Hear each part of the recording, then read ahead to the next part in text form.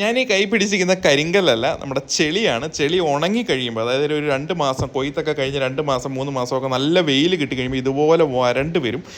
പാടം നല്ല വരണ്ട് വരും. അങ്ങനെ വരുമ്പം വാട്ടർ കണ്ടൻറ്റ് വളരെ കുറവായിരിക്കും. അപ്പോൾ അങ്ങനെയുള്ള സ്ഥലത്ത് ഇതുപോലെ ഉള്ള സ്ഥലങ്ങളിൽ ഇപ്പോൾ കിളച്ചിട്ടിരിക്കുന്ന സ്ഥലമാണ് കിർലോസ്കറിൻ്റെ 8 HP ഡീസൽ മിനി ടില്ലർ വെച്ച് കിളച്ചിട്ടിരിക്കുന്ന സ്ഥലമാണിത്.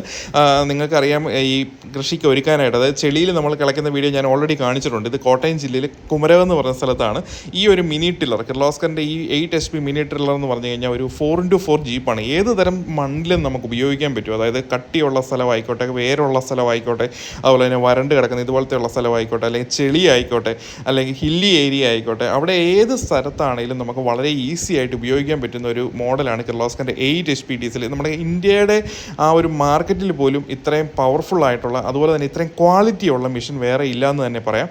സ്മാമിൻ്റെ സബ്സിഡിയിൽ 50% വരെ സബ്സിഡി അവൈലബിൾ ആണ് ഈ മെഷീൻ.